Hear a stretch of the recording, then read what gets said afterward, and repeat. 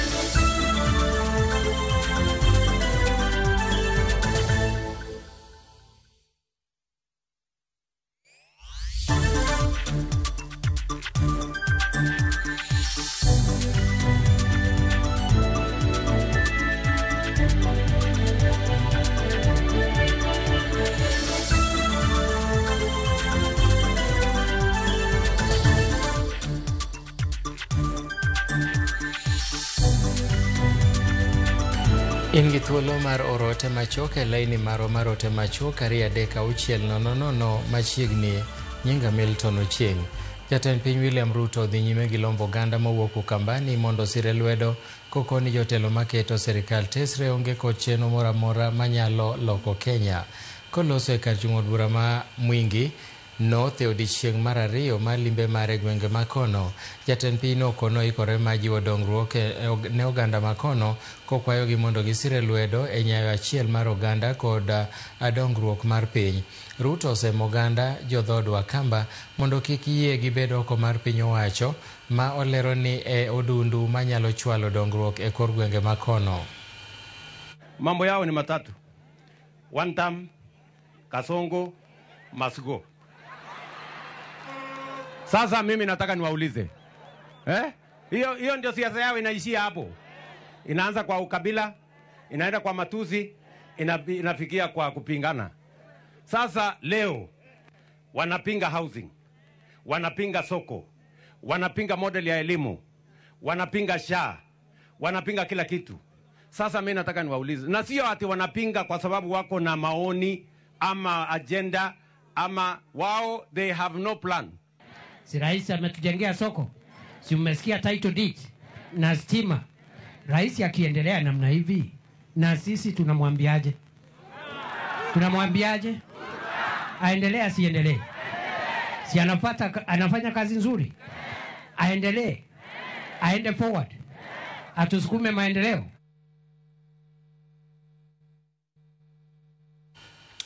Jokanyo mag duond bura mar ODM osechako molebo mama Mombasa ne nyasi madhialo higni 20 nyaka ne chak chamano. Jotend ODM kod jopiny igeno ni dhi poro wach ewi okenge mag tego ODM kod yiero gai manyien ma bang' tho mar manen jatend ODM Raila Odinga e kor dwe mokalo. Watudore gi jafwambo marwa Joja Oko mantiere Mombasa mondo miwa ler ewi gino madhi nyime gi e thuolo ni. Joja Oko, kinyalo nyisowa en ang'o madhi nyime gi e thuolo ni, to jokanyo marom nade mosechopo?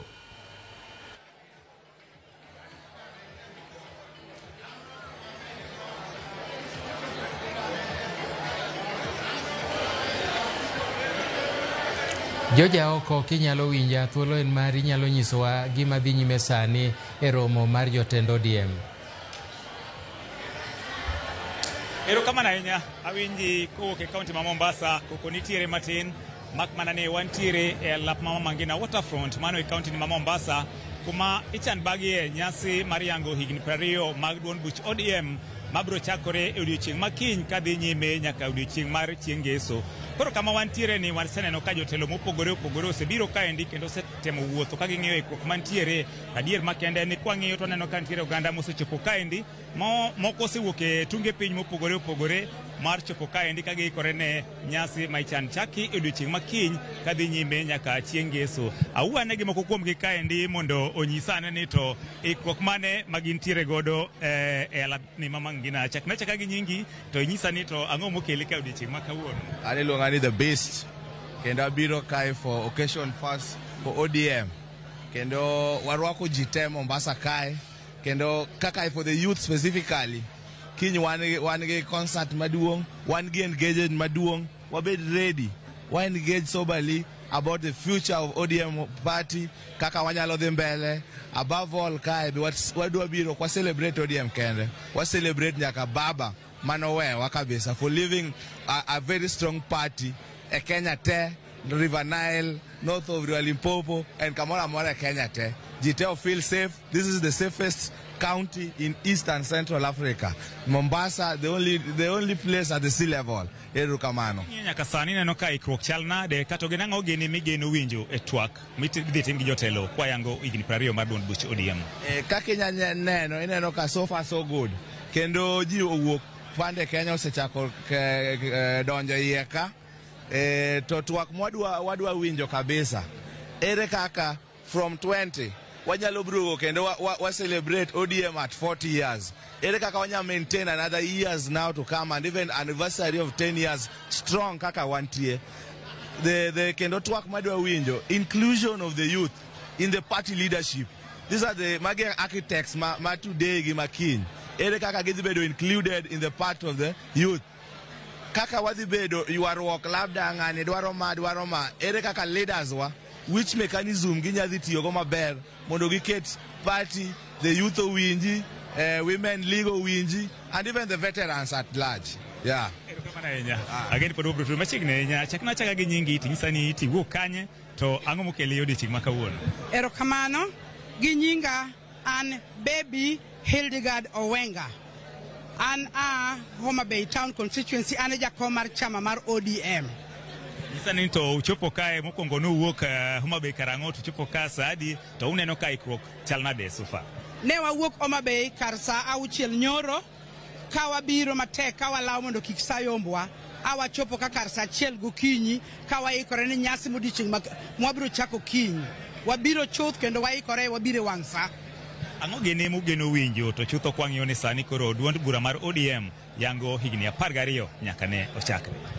Awagombo mana winjo kaka jotendwa modong' e siasa ka iwacho ni there is no vacuum kata ka baba nchowewa already jo NEC oseyiero ng'ama biro kawo kare ma en Senator Oburu Odinga to kod Odiso Nyawang'aya the governor ma Homa Bay Town Homa Bay County 047 biro tayo chama maber. Koro nikech gintiere to jotelo moko bende nitie wageno ni chama biro medo bedo motegno ka wariwore kaka jokanyanam. Dineno duond bura mar ODM chal nade kwang'iyo thuolo mar telo to chutho ne joma mine wang'e ni kaunti ma Homa Bay en achiel kuom counties motelie gi joma mine. Ineno ka duond bura mar ODM oketo mine e ong'ala mane? Duond bura mar ODM oketo mine ong'ala mamalo kabisa kendo kaka iyudo ni sani governors mang'eny nie telo mar governorship e Kenya kaeri. Koro Homa Bay kaka achiel kuom mine motelne gi governor ma en Gladys Atieno Nyasuna Wanga awahero mondo mine mobiro ka kaka women leaders wabiro winjo twak kaka gibiro keto mondo mine odonje chama motegno kendo 2/3 gender rule chande mine odonje mang'eny kaka mine nie governorship. Wang'eyo ni kapok ne migosi Raila Odinga owito ngimane en mano onego bed nobedo wendo mogwel kata kaka jatend duond bura to koro timore ka koro nosewito ngimane kendo koro ma chal ni koro romo maduong' mar ODM ma koro dwa timore ka koro migosi Raila Odinga onge. Akia ni en ang'o ma diher ni jotelo olosie to chutho kwang'eyo ni sani koro mane en jatend duond buch ODM mano migosi Raila Odinga koro nosenindo. En kuyo ne wan nikech jatendwa manochako chama mar party wa mar ODM osenindo kendo wewa at a very wrong time. Ne wageno ni mondo obede mondo one kaka wa celebrate ODM at 20. To nikech onge gima dwa tim nikech mano chenro mar Nyasaye. Agwambo sewewa gima nyalo wacho onge to wabiro mana medo dhi mbele nikech nyocho wewa kongiso wa ni chama motegno en ODM kendo nosengiso wa ni riwruok wa e teko wa wabed jomo herore kendo wabed united. Koro mani gima wan bede wakwa jotendwa ni mondo med bedo gono kaka wabiro ka mane gospel mwadwa biro wero ni chama en ODM kendo en chama motegno kendo ang'eyo ni wabiro medo tege kata bedi baba osedhi to nyowewa ka osenyono piny motegno wan bende wabiro bedo jo motegno bang'e kendo kwe manolando cha unity manolando cha wabiro medo lando kabisa e celebration ma wan godo chakre kinyne. Ayude ng'at machielo suda kae tinyisa ni to ang'o ma diher wacho ka koro wahingo higni 20 mag duond buch ODM e kaunti ma Mombasa kata nyisa ni iwuok kanye. Erokamano. Nyinga iluonga ni Ben Maina en deputy chairman Homa Bay sub county. Gima daher mar wacho wan kod kuyo makende kaluwore gi tho manyo baba thowe wago. Gima wadwa wacho ni wadwa nyiso Kenya nzima ni ODM pod en ODM kata baba onge kata baba nitie. Kendo wadwa medo jiwo tego, wadwa medo tego chama wa mar ODM e kiwango mamalo. Mano emomiyo wabiro kaka joka Nyarath mondo mi piny gima ong'e ni ODM pod en ODM. Wang'eni chenro mane nitiere bende ne en mar rwako jo chama moko bende mondo mi obi e nyasi makamae. Akia ni bende igomb bedo kod gombo ni mondo mi jok mantiere sani be onego be ni no invite duond buche mamoko koso beda maru kaka jo ODM. E seche ma wantiere kani wamor gi chama mora mora madwa biro gombo neno ODM at 20 kaka timore celebration ma wantiere go Mombasa kaka wuono kendo wawacho ni baba kanyoche owewa to nyocho owewa e lwedo maber owe jotende duto te manyoche gintiere go nyocho kao moweyo kanie serikal eka wan bende kaka wana inchi modong wan we wamor ni baba owewa ka wan serikal omiyo warwako jowa duto te chama mora mora mane Kenya ka mora mora kendo warwako gi ODM fully ni mondo gidonje ODM e kiwango mora mora ma ginyalo donjo go warwako ji duto te e ODM mondo ODM obed motegno kaka nyo en chon. Erokamano wayudo ng'at machielo chaka gi nyingi tinyisa ni iwuok kanye to ineno ka sofa ineno ka chenro chal nade. Kuom nyinga iluonga ni Charles Aduogo, jomong'e maber luonga ni the CJ Aduogo. CJ Aduogo en jakom mar ODM Kisumu West Constituency, dala Kamarosa Kinyi Buyu dwa sidhercha kaka sadhi orito. Sasa ni Kisumu nuwuok sadi to nyaka gi sane uneno ka chenro chal nade kata ang'o mo expect e romo madhi timore kiny. Ne wawuok nyoro ka nwabiro gi mash power, ne wawinjore nego be ne wawuok sa 10, gari nolewo kaluwore kod jam mane ntiere yo, omiyo ne wawuok Kisumu sa 1, wachope dala mar Mombasa sa 5 odiochieng' ma kawuono. Ka wachope Mama Ngina grounds ka wayudo ka chenro lich tweta ma kaka kony onge ng'ata mantiere dala. Kineno dala mar Mombasa chakre town kidhi ten mana wach mar ODM celebrations at 20 mantiere dala mar Mombasa. Omiyo chenro ni wang'e kendo king'iyo tung' kocha bada koracham gik mokitweyo bada korachich dhano wuotho bases nitiere ji chiemo kila chiemo bende nitie kidonjo tie nam kocha ji ng'ado gi feri dok loka cha madonjo bende donjo. Omiyo ka pod in chien pod in dala wakwe ni kapo ni gari nyalo lewi idh ndege wach tuk weri godo bigi ndege nikech koro gini tek kaka tim onge nyikwanya nam Ajwang' ng'ata man Kisumo loruru duka biuru dala mar Mombasa nikech kae ndi warwako welo duto te okodeo ni japati mane nikech ODM at 20 onge party mora mora East and Central Africa kata nyaka Afrika mangima mana ANC kende monyalo pimo gi ODM mose kao 20 years kane baba jakom Amolo rito. Omiyo ke uluro baba jakom kata kama osenindeno wawacho ni baba alive kata baba gone baba pod pek kata Amolo pod pek APP. Omiyo adwa ni mondo negi wang'u chenro duto te nyaka chieng' tarik 16 mwabro tieko chenro e dala ma Mombasa ka wadok kunde wae. Ang'o ma diher gombo mondo mi jotelo losie kiny to chutho mago masani koro mako duond bura mar ODM twak mage mu expect winjo e romo makama? Namba 1 twak maduong' ma gombo winjo ka koro baba onge nikech nwayudo ka baba en jakisera kendo nowuotho kamora mora. Achiel mar oganda ma jatelo mora mora mawuoyo gima mondo wach mokwongo en achiel mar oganda. Namba 2 waneno kaka yiero setimore ma Tanzania, wang'eni kiny yiero machiegni dhi timore Uganda, gik matimore kuondego kwadwar. Gima duong' ma wadwaro en kwe e dalawa ma Kenya ka. okode orenga madwaro chunge kom mane kija pati machielo lumana pati nito dhawe mawawe pati mabro yombo duto te wan jo Kenya mondo warit dala wa madala Kenya kik waketh Kenya. Baba Raila Amolo Odinga kitaka onge ene father of democracy waluongo ni enigma onge ng'ama nyalo pim gi Baba Raila Amolo Odinga kama nitie. Nyoro natero jokogalo dala opoda mu neno kaka jokogalo ne chal ane mana telo negi welo duto te poda kuwayo ng'atangata kido wuok Mombasa goch nan kech kapo kikadho Kisian ane mibro yuda ka jakom mar party ane manyisi yo madhi opoda ka baba omiyo chenro duto te nie wang'e nyaka chop sani to wayudo ka Mombasa liet matakune na dala kuno kaka chalo ni ao bei wedha jo dalawa kata na marwako piny adhi golo ka chopo mbele kan kech liet medore kaka sadhi ero kamano mana nya wawinjare dwar ni mamene kandi chakna gi nyingi tingsani to ang'o mi expect ero mama kamae. Ero kamano an Clarice Awuoro Uma a Homa Bay kendo ane jakom mar mine Homa Bay Town constituency wabire e romo mar celebration mar 20th ODM Mombasa ka.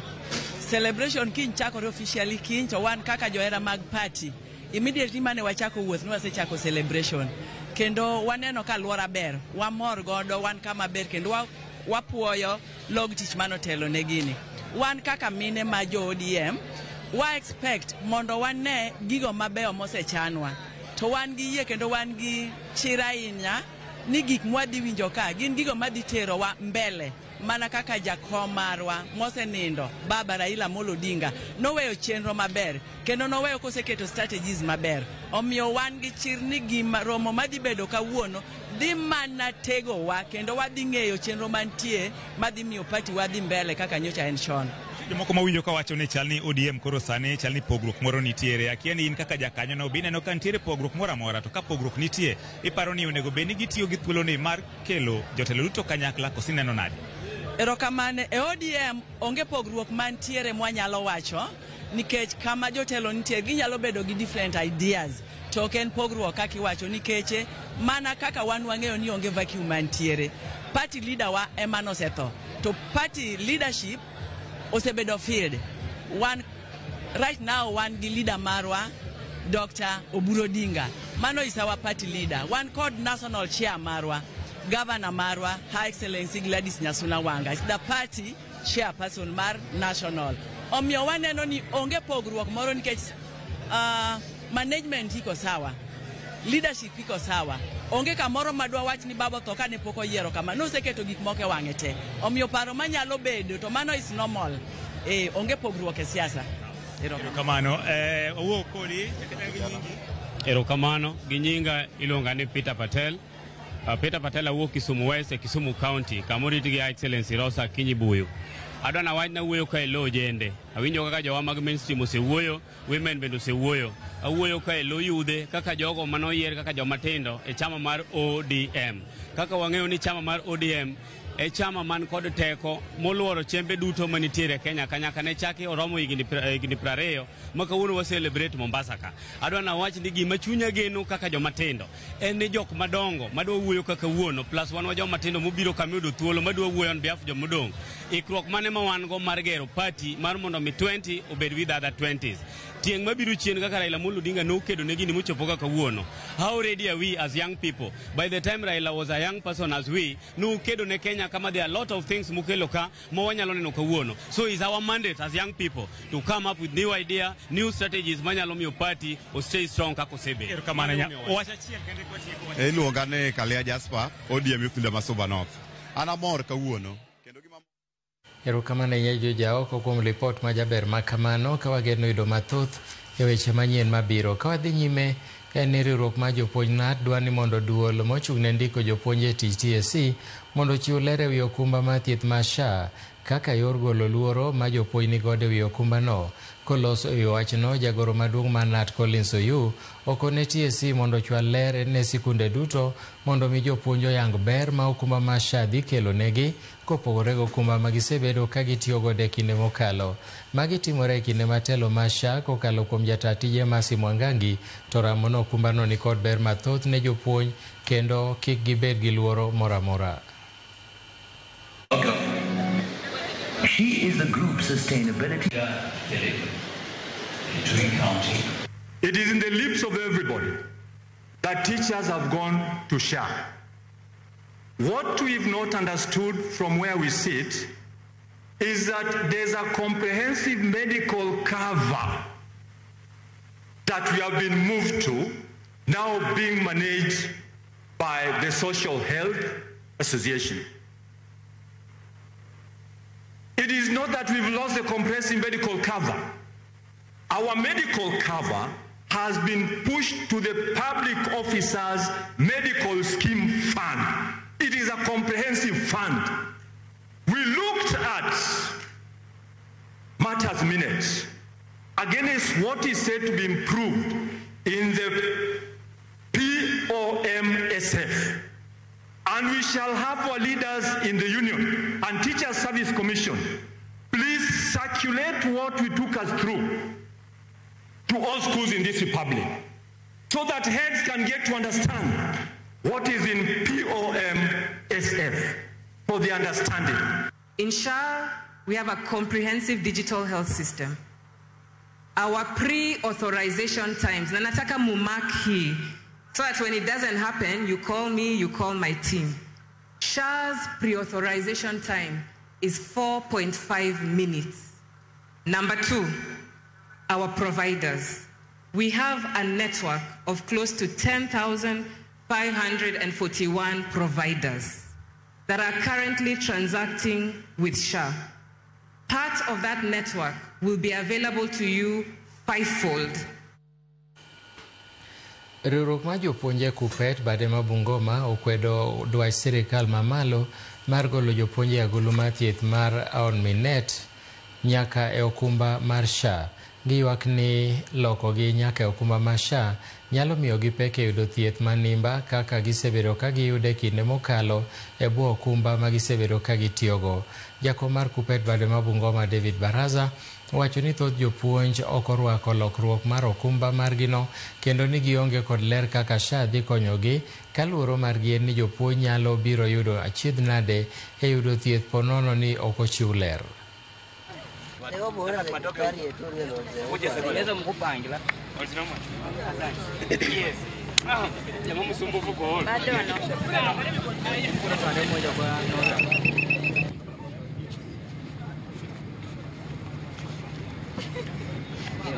Na kama SHA ingelikuwa mzuri, watu wa kwanza kwenda kwa SHA wangelikuwa wabunge.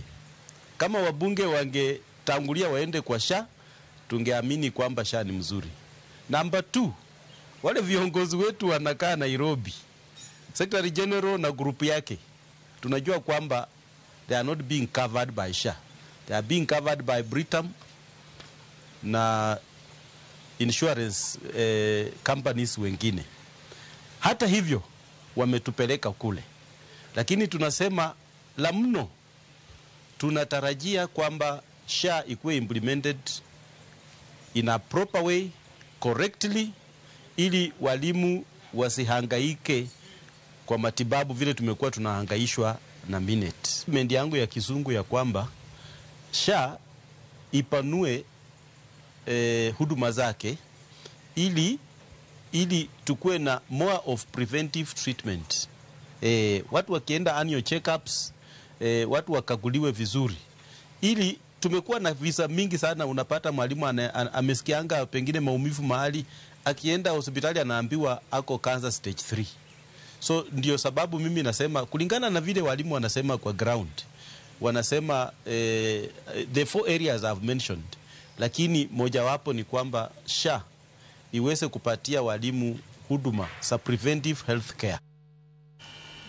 Migao mar thieth e kaunti ma Migori kotenore kod migepe mamoko kod osiptende mag ji giwegi ochako chenro mar chwalo thieth e kor gwenge midendo ni medical camps ma itimo e osiptende mag dispensary e gwenge ma kono mar kedo gi tuoche migamo kod ma ok gam ma osebedo ka medore e kauntino.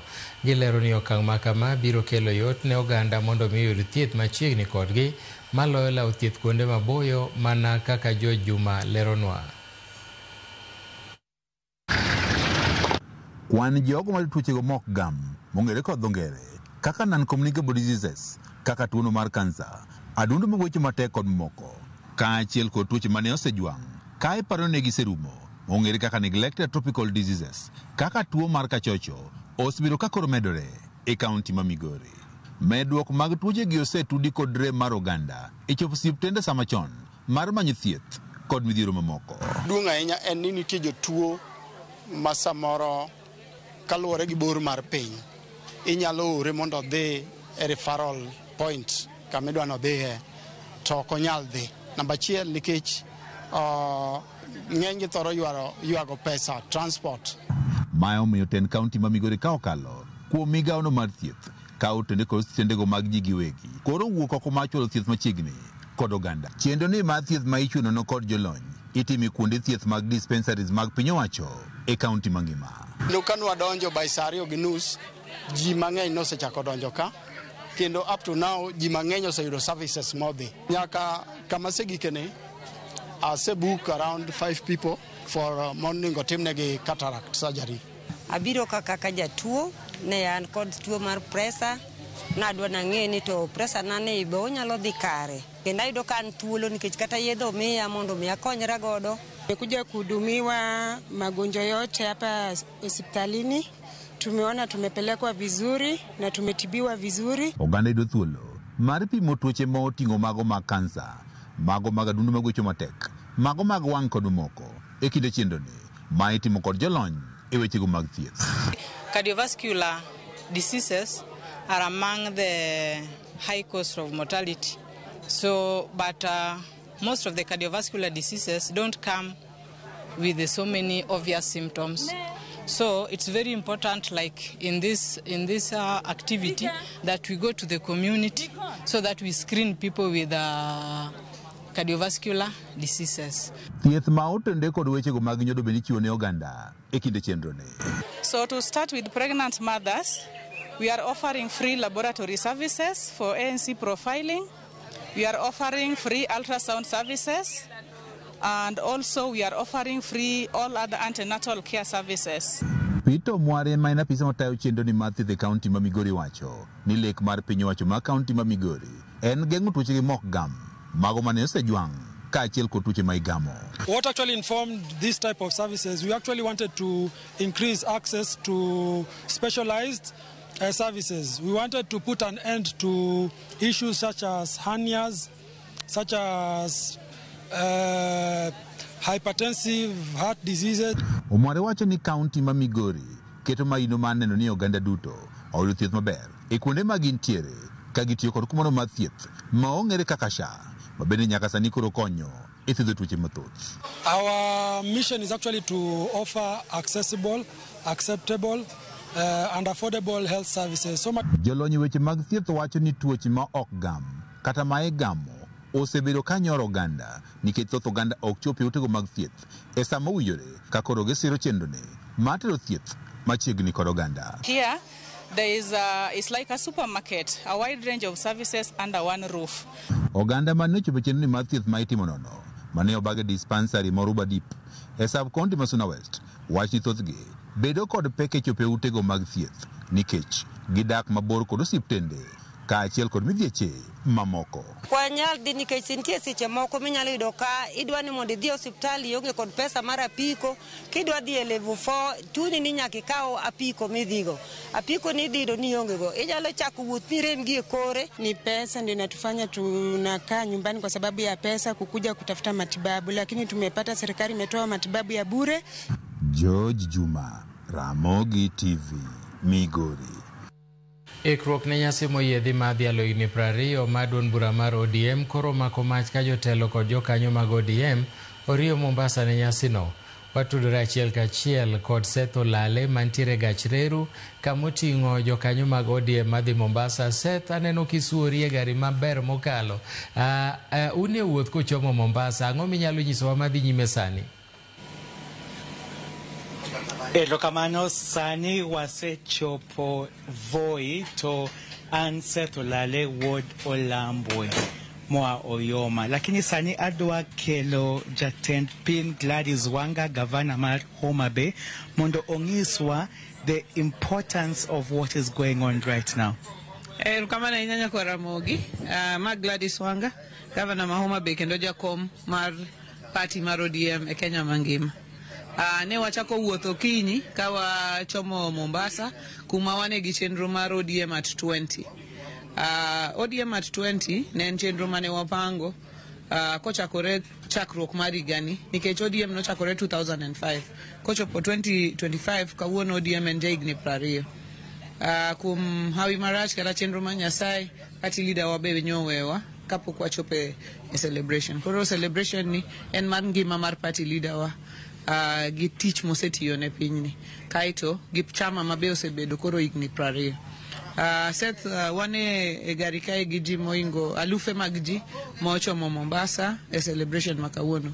Wadhi timo celebration ni Mombasa nikech ODM en chama maduong' mogik kawacho pile ni South of Sahara and North of River Limpopo. Kende Kenya ka en chama moriwo Kenya mangima. Kiwuok Vanga Kwale kucho michop to Donyang Turkana miwuok Tana River kamidhi nyatike wuotho rum. ODM ni e kona ka kona. Kendo king'iyo sirikal mar kaunti ma Mombasa mano sirikal mar ODM. Kilifi sirikal mar ODM. Turkana sirikal mar ODM. Busia sirikal mar ODM. Tana River sirikal mar ODM. Kakamega sirikal mar ODM. Gori sirikal mar ODM. Kajiado sirikal mar ODM. Omiyo ODM en chama mar Kenya mangima. Koro sewuotho e gari kae be wawinjo ni to jowa wacho nang'o. Kiwinjo pach jowa giwacho ni gigombo ni kata kobedo ni party leader marwa nowewa to wariure kaka jotelo e bwo party leader marwa manyien Dr. Gurugi kendo wariure kaka jotelo kikwa pogre kendo kikwa ket chama obed mana mar kamoro achiel ni en chama kaluo kende waket chama obed chama mar Kenya kaka incha jakom okete mar Kenya mane paro mawinjo kae koro kwachopo Mombasa to wadhi bedo gi National Governing Council ma party mano en kikao mwadhi bede mondo wagur party leader marwa Dr. Buruginga kaka party leader National Executive Committee ma NEC emano se kete to koro National Governing Council bedhi kete kochopo kinyi wabro bedo gi budho mar mine SK Grounds wabro bedo gi budho mar joma tindo bende for Jesus to wabro bedo gi budho mar joma nigi ng'ol bende gokinyi kochopo Saturday to wante wabro riwore Mama Ngina Waterfront ka jo chama te biro mondo wapar ngima mar party leader wa kendo kumwaseaye kaka party gimwangi ahinya ni ere kaka wanyalo timo gimiluongo ni securing the gains gik ma waseyudo kaka chama higni 20 gi ere kaka wanyalo ritogi mondo kik gilal e sama koro be party leader marwa onge kochopo godhiambo ma Saturday wabro bedo gi founders dinner joma nochako chama ka iye kanyo nitie be president mar Kenya ubro biro mondo wabed kacha wabed gi dina moro mwaparogo kuma party nochakore kuma party nitie gi kuma party dhiye. Sunday wabro bedo Kilifi Ronald Gara Grounds wabro bedo gi Lamu memorial service mar party leader maro mar Coast mangima to gi jo chama te mantie koro mane e chenro ma wan go to jowa mor kabisa to bende pod wan e kuyo koro mane wuoth ma wan to kaluwore gi party structure new chako gi announcing the acting party leader to sani udhi NDG National Governing Council bang mano ntiere any other formality mar party leader for in terms of installation. No, National Governing Council kotieko to koro en party leader substantive. Koro higa manyien wabro bedo gi National Delegates Convention. National Delegates Convention bro bedo gi gik mang'eny mabro timore including wacho ni wan kaka party ere kumwadhiye kochopo 2027 election mage embaka mibro bokoro a National Delegates Convention to kaluwore gi keto party leader marwa to kwa kete kawuono to wabro mane kaka ubro bedo koro to nitie joma wacho ni the presence of His Excellency William Ruto celebrations mag ODM at 20 chalo ni odonjo ODM is coming as a founder ODM bro chunge kaka president 2027. Aparo ni magoto joma nyalo mana wacho nikech party nigi structures mage koro president bro biro a founders dinner mabro bedo Saturday godhiambo celebration mar party ibro tim gi jo party masani kaito founders dinner koro founders manentie kata mosewuok e party be bro bire. To wan kaka chama, wan warwako jite. Ka president wacho ni ma chambe odwa duogi. Wan onge gi wach, warwake arwaka ni odonji mondo wawuoth kanyakla. Uchado mana tich. Wan onge wasiwasi. Mano Gladys Wanga Jakom mar ODM to jatend pin Homa Bay County. Iyude kachiel e train SGR moa Nairobi dhi achiel nyaka Mombasa. Erokamano ahinya Seth Olale kuom report majaber makamano. Wabiro tudore kode bang'e mondo wachak wawinj mathoth mowuok Mombasa. Wadhi e yweyo mokwongo, kik idhi mabor.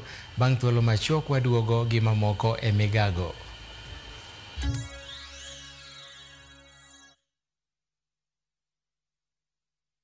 Na to kori winjo kika winj kucha koluonga ni Mbabas nikech koro uneno kama gi pesa moro matin. View sasa ndio nyumbani kwa the best local dramas. Nataka ripoti ya Hansi pamoja na mkewe. Comedy za kuvunja mbavu. Telenovela bora zaidi kwa lugha yako. Anaere ainya Prita. Tokendo gimora more wi mora. Na sasa una nafasi ya kushinda zawadi nono ndani ya promotion kubwa ya Jipange na View sasa. Shinda 50,000 kila siku, $500,000 kila wiki na grand prize ya 2 million shillings. Wow. Ingia kwa View sasa hivi kwa kupitia paybill 724177 au tembelea viewsasa.com. Weka nambari yako ya simu kama akaunti yako, kisha weka 50 bob tu na upate content na point na uende kwa mshindi. Ingia mara nyingi uwezavyo. Kila ukiingia kwa View sasa unaongeza nafasi yako ya kushinda. Imeidhinishwa na BCLB number.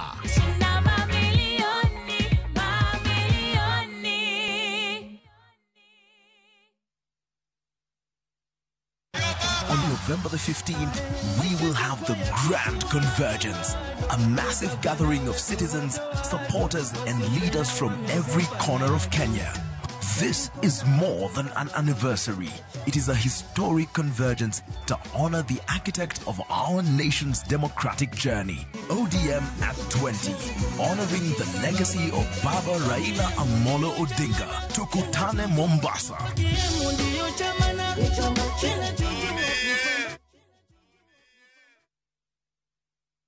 This festive season, journey through time to Egypt, where history whispers the pyramids and sunset glows over the Nile. Because some places remind us how small we are, yet how deeply we can feel. From just $1,870 per person sharing, enjoy 4 nights of discovery, Cairo's charm, ancient wonders, and timeless hospitality. Travel through history, return with memories that never fade. View travel, moments that matter, memories that last.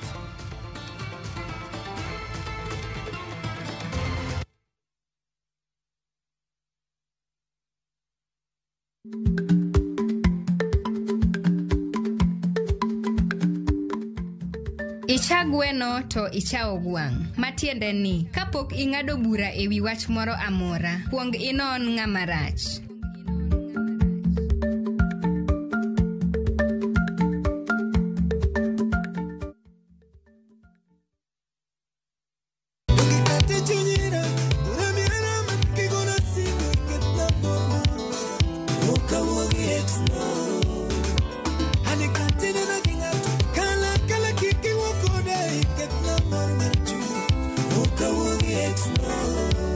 Mondo miud thuma mar Exna kaka skiza tune mari di *860 *418 #. Ramogi TV e audio thumbe duto.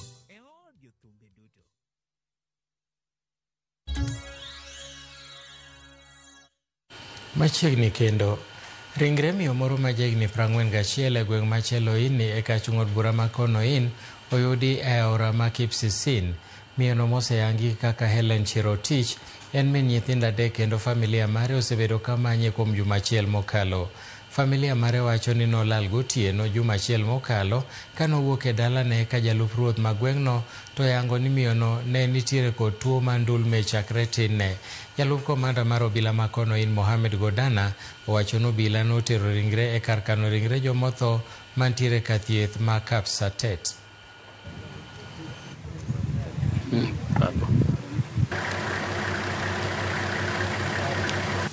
Huyu mama ama huyu mtoto alisaliwa kidogo vizuri, kidogo akawa na shida ya kuanguka, yani epilepsy. Wiki moja iliyopita alikuwa na mama yake. Wakati mama, sababu alikuwa na homa, kienda kupumzika, akatoweka. Alionekana akipita njia hii ya Chemalal. Hii asubuhi tukastukia huyu mtoto amepatikana hapo mtoni. Wakati alitoka alisema anaenda kwa sister yangu, nyumba ya sister yangu, lakini hakufika huko. Wakati sister yangu alipoambiwa amekuja hapo, alijaribu kutafuta yeye, lakini hakuwa nyumbani. Huyu msichana vile alipotea wiki uliopita, tumesaidiana na familia tukimtafuta. Kwa upande wangu kama area assistant chief, nimekuwa nikiweka kwa forums zote, nimeweka ya Bomet forums mpaka ya Kericho forums kwa machiefs wa tutafuta pamoja. My appeal to the leaders, that is of Bureti and Konoin. Actually, these rivers consume a lot of people. Please, if you are there, Bureti and Konoin are leaders, can we have a road that accesses through this area? Indeed, if there was road between Chemalal and Kapsenetwet, the Cherotich could not have fallen into the river. Jatend migao mar mwandu mawuok Elo Hassan Joho osingone jo Kenya ni chenro mar kunyo mula e gwenge ma Ikolomani e kaunti ma Kakamega idhi tim e yo ma huyanga, kendo jopiny biro neno ber ma chenro no. Joho olero ni sirikal dhi tiyo kod okenge duto e neno ni jokuny mula oyudo ber kendo ngimagi olokore kaluwore kod mwandu mawuok e bwo lowo, ka bende ogolo siem ne joma rwako siasa kod akwede chenro ma kamano. What I want to urge my brothers and sisters in the country is that let us not critique and politicize negatively, because mining doesn't only happen in Kenya. Minerals are not only found in Kenya. Minerals are found all over the world. If we make it hard for investment, somebody else will grab it quickly, and that is why it explains Tanzania sahi wako 11%, Rashid, of their contribution to their GDP from mining. We are around 1%. 1%. So swali ambalo najiuliza mimi, should we continue to speculate to say tuko na rasilimali and we make it hard ziende kukaa chini ya ardhi na hazisaidii mtu? What is important to note, katika royalty inagawanywa mara 3. Mara moja inaenda kwa serikali ya kitaifa 70%. Mara ya pili 20% goes to county government and 10% goes directly to the community. Riwruok ma jodolo ma kanisa ma Kopere ogolo siem ni chik manoketie kogno gi jatend piny Kenya William Ruto magayo kaka oganda tiyo gi mbui e pachoka kidek bedo yo ma thiro jogo makwedo sirikal gino magiwacho no dhi ataro ma chike mathurka. Ne giwuoyo gi jofwambo e bore Nairobi, kama giwache ni nitiere dwaro mondo mi chak rang malong'o chikno kendo gol moko kuom fuondi mage magichich ni biro rocho ratich oganda, ka giwacho ni en hawi marach ni chikno ne orokni godo kendo nokadhe ka ok orange malong'o. Kar kamano gikwayo oganda jo Kenya mondo bed motang' katiyo gi mbui kendo ti kode e yo mowinjore. We raise serious concerns about the way the law on the Computer Misuse and Cyber Crimes Amendment Act and the Land Amendment Act number 21 of 2025 were crafted and enacted in a hurry.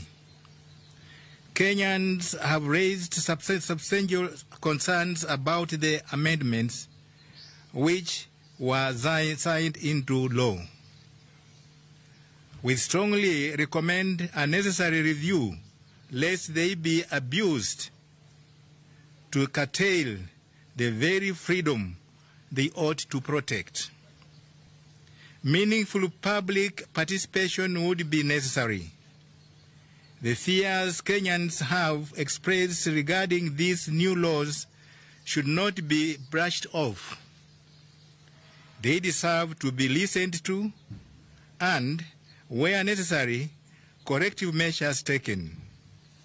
Specifically, it seems that the Computer Misuse and Cybercrimes Amendment Act can be abused to silence government critics, to abuse the rights to privacy, or even to manipulate the electoral process.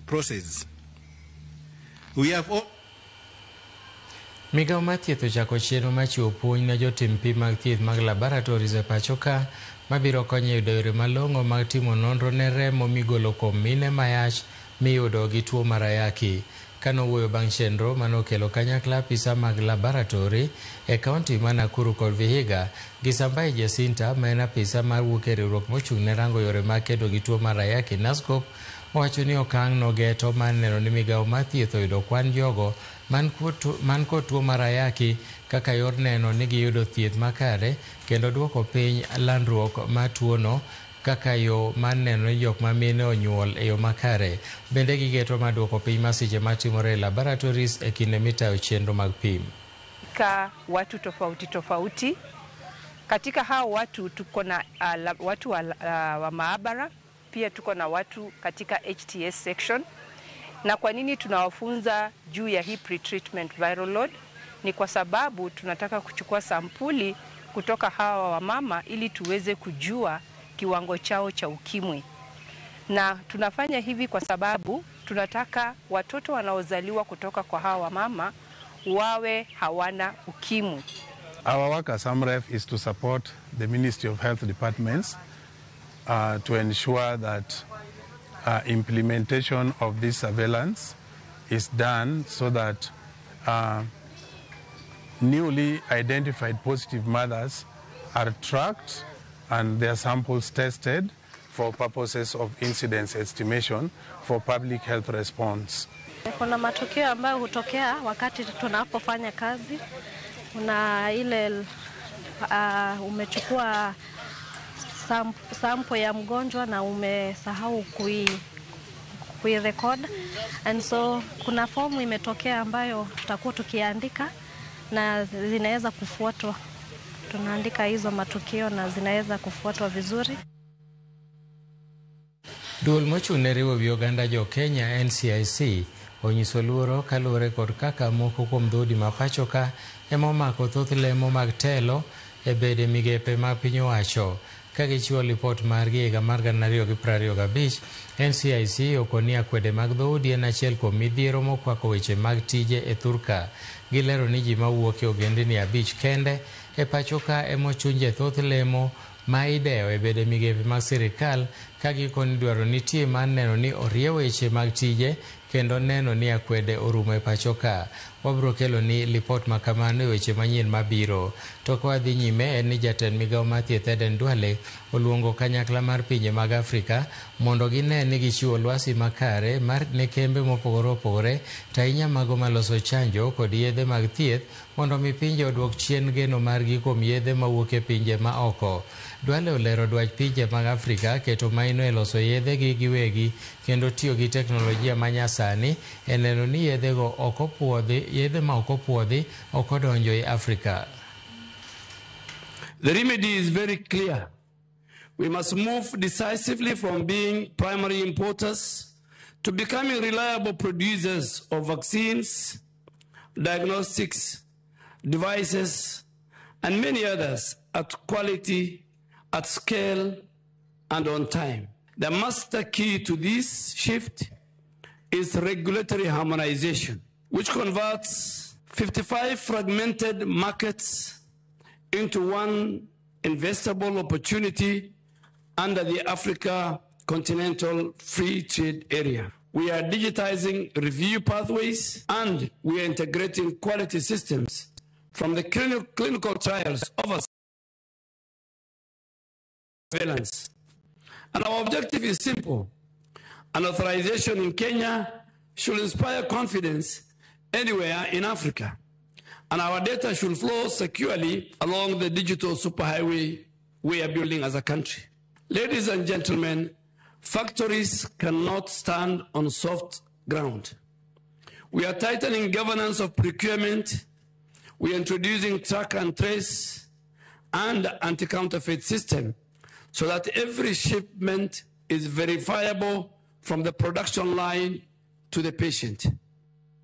Sirikal kaunti ma Nyamira oyango ni gikale midhiero e siro weche mag thieth ahinya to nyaka ne USAID chung' chenro mag siro thieth e pacho ka. Jatend migao mar thieth e kaunti ma Nyamira, Donald Mogoi, olero ni nitiere pek mar chudo ne moko kuom jochiw thieth ng'iewo yedhe madwarore kod terogi e gwenge mopogore opogore. Magi giwacho e kinde mane giyudo nyamburko mag ambulance 2 mochiwnegi koda duol mar Path Kenya kaka yor neno ni weche mag thieth ojiw ne jodak ma Nyamira. So realities, we expect challenges and being overstretched in terms of human resource, being overstretched in terms of space to provide care, being overstretched in terms of even medication, because remember the US government even supports the drugs that the HIV people use. The main goal really is to advance health equity.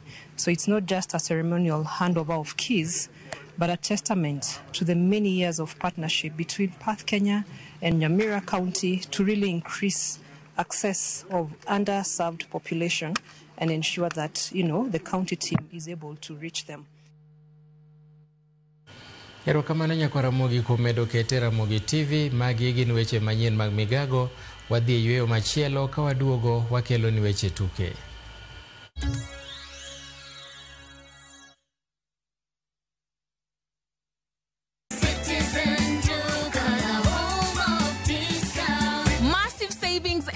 With Citizen Duca and QuickMart. Simply dial *487*5#. Shop, pay, and pick up your product at any QuickMart supermarket near you. Citizen Duca, the home of discounts. Citizen Duca, the home of discounts.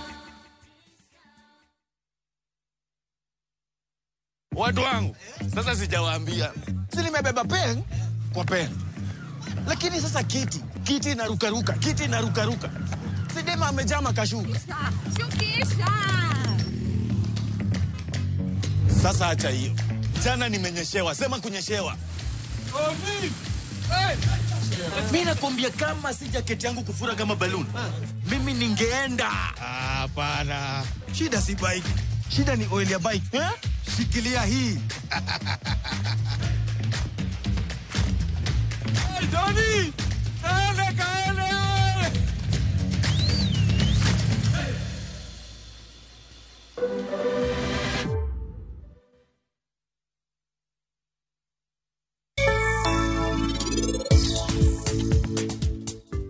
Sanjo here gi chunyete. Kore nango momiyo nadonje kindgi. Biro chuna nadhi mabor ahinya kodgi. Nyathina winjo maber kirwakri kawuono arus kendo. An gadier ni pari bende ondisore. Timbene beyo to en omuol. Ahere. Pari, to karang'o motimre? Ang'o momiyo niwuoyo kama? Inte gima rach kodi? Onge gima otimre. Adani wuok kae tinyis jogo te ni an atamra nok atim arus. Atamra, an ok abi timo arus.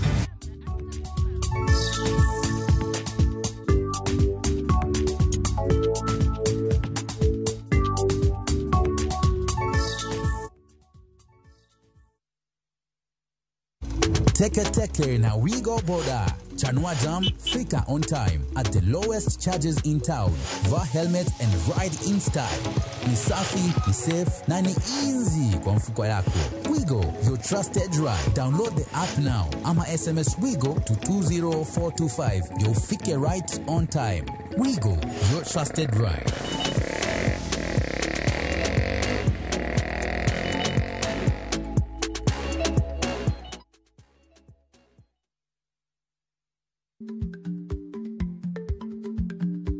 Chako chon loyo dhi kajuoga. Ma tiende ni bedo gi ikruok momondo, geng'o masiche kod midhiero mang'eny mabiro e ngima dhano.